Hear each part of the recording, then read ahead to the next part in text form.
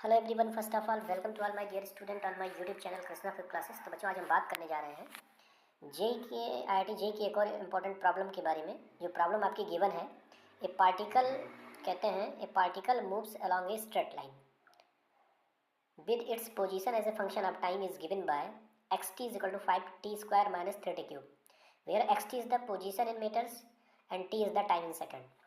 Number first, find the velocity and acceleration of the particle as a function of time. तो velocity भी निकालनी है, acceleration भी निकालना है। सेकंड केस में calculate the time when particle come to rest. जब पार्टिकल रेस्ट में आएगा तब हमें क्या कैलकुलेट करना है, टाइम कैलकुलेट करना है। थर्ड में determine the maximum displacement of the particle during motion. तो मैक्सिमम डिस्प्लेसमेंट हमें निकालना है। तो चलिए सबसे पहले डिस्कस करते हैं वेलोसिटी और एक्सेलरेशन की बात करते हैं। तो देखिए v t is equal to आपका कितना गिवन है, v t is equal to दिया गया है 5t² minus 30³ 5t² minus 30³ v t की वैल्यू गिवन है। तो अब इसको क्या कर सकते हैं, डिफ्रेंशिएट कर सकते हैं। तो dx अपॉन dt निकालेंगे, तो d upon dt 5t² minus 30³। तो t² का 2t होता है तो 10t माइनस 9t² बन जाएगा। तो इस तरीके से वैल्यू आ जाएगा। तो acceleration is the derivative of the velocity function. तो इस तरीके से आपको जो वैल्यू मिली है वो 10t माइनस 9t² है। यदि वेलोसिटी का डिफरेंशिएशन करेंगे तो एक्सेलरेशन मिल जाएगा।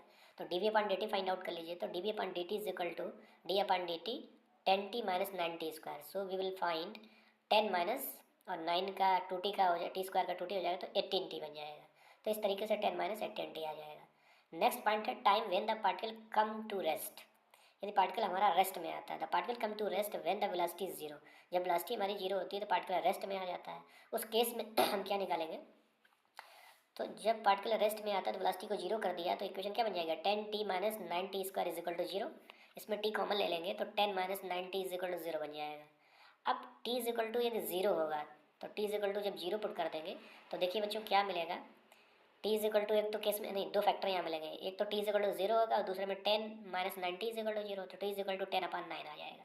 इस तरीके से हम कह सकते हैं कि the particle come to rest at t is equal to 10/9 second. तो t is equal to 10/9 second में पार्टिकल रेस्ट में आ जाएगा। अब मैक्सिमम डिस्प्लेसमेंट फाइंड आउट करना है। तो मैक्सिमम डिस्प्लेसमेंट कब निकालेंगे, जब वेलोसिटी हमारी जीरो होगी तभी मैक्सिमम डिस्प्लेसमेंट मिलेगा। तो वेलोसिटी जीरो कब होगी, सबसे पहले आप देखिए पोजीशन के लिए डिस्प्लेसमेंट इक्वेशन क्या थी, x t is equal to position के केस में क्या है, मतलब क्या इक्वेशन थी पोजीशन के केस में, हाँ x T minus 5t² minus 30³ था। तो एक्स टी के केस में t/9 लगा देंगे, 10/9 लगा देंगे इज इक्वल टू 5t² 10/9 का स्क्वायर माइनस 3 10/9 का होल क्यूब हो जाएगा। इस तरीके से इसको सिंप्लीफाई कर लेंगे और सिंप्लीफाई करने के बाद फिर इसका हम सोल्यूशन फाइंड आउट कर लेते हैं। तो मैक्सिमम डिस्प्लेसमेंट हमको इस केस में मिल जाता है। इस तरीके से हम इसका मैक्सिमम डिस्प्लेसमेंट फाइंड